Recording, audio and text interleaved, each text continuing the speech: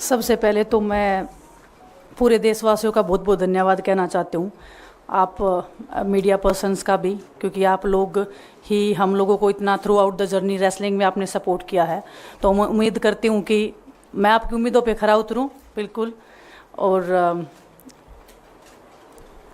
Congress party का मैं बहुत बहुत धन्यवाद करती हूँ, क्योंकि जब बोलते हैं ना कि बुरे टाइम में पता लगता है कि अपना कौन है। जब हम रोड पे घसीटे जा रहे थे तो छोड़ के बीजेपी को देश में जितनी भी पार्टियां हैं वो हमारे साथ में थी, हमारे दर्द को समझ पा रही थी, हमारे आंसुओं को समझ पा रही थी। मैं बहुत प्राउड फील कर रही हूँ कि मैं एक ऐसी पार्टी में, एक ऐसी विचारधारा में हूँ जो महिलाओं के साथ हो रहा अन्याय और उनके साथ बुरे बर्ताव के खिलाफ खड़ी है। वो लड़ाई लड़ने के तैयार है, सड़क से लेकर संसद तक। और मैं विश्वास दिलाती हूँ पूरे देशवासियों को कि जो मेहनत, जो लगन से हमने रेसलिंग में काम किया है, हम चाहते हैं कि देश के हर एक नागरिक को जो दर्द, जो तकलीफ़ हमने झेली है, खासकर महिलाओं के लिए, हर एक उस महिला के साथ में हम खड़े हैं जो अपने आप को लाचार, अपने आप को बेबस समझती है। रेसलिंग में मैंने पूरा कोशिश किया कि मैं जितनी भी महिलाओं को, छोटी बच्चियों को इंस्पायर कर सकती हूँ। मैं चाहती तो मैं जंतर मंतर पे रेसलिंग छोड़ सकती थी, और सभी लोग भी मान रहे थे, पूरा देश इस चीज़ को विश्वास कर रहा था, क्योंकि बीजेपी आईटी सेल ने उस चीज़ को साबित करने की कोशिश की थी कि हम चले हुए कारतूस हैं, हम ख़त्म हो गए हैं, हम पॉलिटिक्स कर रहे हैं। उन्होंने बोला मैं नेशनल नहीं खेलना चाहती, मैंने नेशनल चैम्पियनशिप खेला। उन्होंने बोला ये ट्रायल्स दे के नहीं जाना चाहते, मैंने ट्रायल्स भी दिया। उन्होंने बोला कि ओलंपिक्स लेवल तक नहीं जाना चाहते, मैं ओलंपिक्स में गई, मैं फाइनल्स में गई। अनफॉर्चुनेटली परमात्मा को कोई और चीज़ मंजूर होगी। एक चीज़ मुझे पता है कि जब मेहनत आप करते हो तो ज़रूरी नहीं कि आपको उसी दिशा में मिले, कई बार दूसरी चीज़ों में भी आपको वो फल मिल जाता है। और परमात्मा ने मुझे मेरे देश के लोगों की सेवा करने का जो मौका दिया है, वो मैं मानती हूँ कि उससे बड़ा पुण्य का काम कोई नहीं हो सकता है। मेरे लिए बहुत प्राउड की बात है, बहुत एक मैं नई पारी की शुरुआत कर रही हूँ आज से। मैं चाहती हूँ कि जो हमने फेस किया एज ए खिलाड़ी होने के नाते, उन सब खिलाड़ियों को वो चीज़ ना फेस करनी पड़े। हम उनकी लड़ाई में साथ हैं। शायद उनको आज हिम्मत मिले कि जो पार्टियां पावर में रहती हैं शायद वो साथ में नहीं खड़ी हों, लेकिन उनके बहन भाई हैं जो उनके साथ में खड़े हैं। और हमें पता है स्पोर्ट्स में कितना गलत होता आया है, नहीं बोल पाते हैं खिलाड़ी।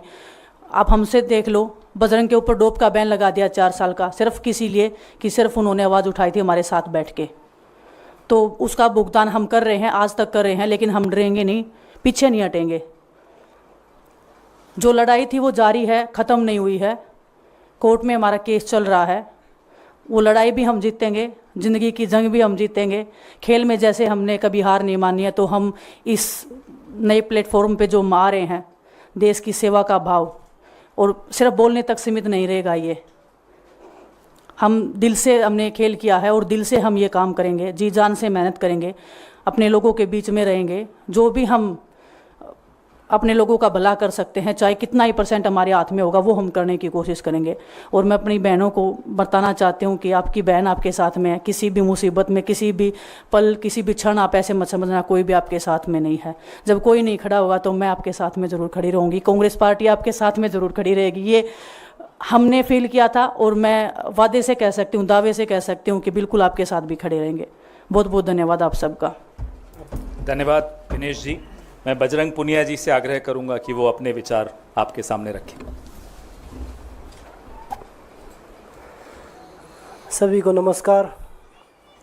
और मैं धन्यवाद दूंगा केसी जी का, हरियाणा के प्रभारी हमारे दीपक बावरिया जी का, अध्यक्ष हमारे उदयपान जी का, पवन खेड़ा जी का, और विनीत पुनिया जी का, और जितने भी कांग्रेस के हमारे लीडर हैं उन सब का, कि हमें विनेश ने बताया कि बुरे समय में हमारे साथ खड़े हुए।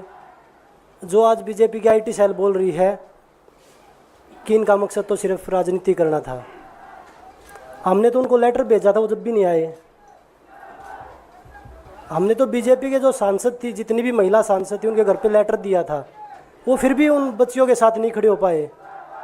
कांग्रेस पार्टी तो बिना कुछ हमने इनको बताया ये वहाँ पे हमारे साथ खड़े हुए।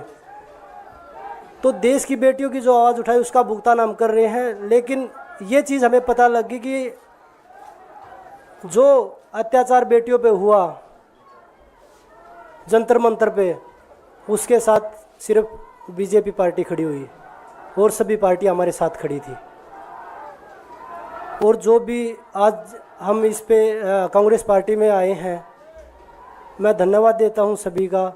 हम अपनी पूरी मेहनत, जितनी हमने कुश्ती में मेहनत की है, जितनी हमें किसान आंदोलन में मेहनत करी है, जितना अग्निपथ योजना के टाइम पे मेहनत करी है और बेटियों के आंदोलन में मेहनत करी है, ऐसे ही मेहनत करेंगे और कांग्रेस पार्टी को भी मजबूत करेंगे और देश को भी मजबूत करेंगे और ग्राउंड पे रह के काम करेंगे। जैसे रेसलिंग में बचपन से 7-8 साल की उम्र में लगे थे, जब यह पता नहीं था कि हम ओलंपिक मेडल जीतेंगे, लेकिन धीरे धीरे आगे बढ़ते गए, मेहनत करते गए और वो मुकाम हमें मिला, क्योंकि ओलंपिक से बड़ा कोई भी प्लेटफॉर्म नहीं होता।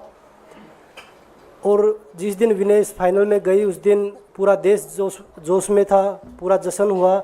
लेकिन अगले दिन जो घटना हुई, पूरा देश दुखी था। लेकिन कुछ आईटी सेल थी जो पूरा देश में जश्न मना रही थी, तो ये देश के लिए बड़े दुख की बात है। और पूरे देश को सोचना चाहिए कि आप किन लोगों को सपोर्ट कर रहे हैं। जो देश में खिलाड़ियों के साथ, महिलाओं के साथ, किसानों के साथ, जवानों के साथ जो अत्याचार कर रहे हैं, आप उन लोगों को सपोर्ट कर रहे हैं। तो मैं यही बोलूँगा कि हम मिलके मजबूती से लड़ेंगे और जो संघर्ष की लड़ाई, उसमें हम हमेशा कांग्रेस के साथ खड़े रहेंगे। और जो विनेश ने बोला कि हम हर जो महिला, जो बेटियां, देश की बेटियां हैं जिनके साथ अत्याचार होता है, हम उनकी आवाज़ हमेशा उठाते रहेंगे। सभी का धन्यवाद।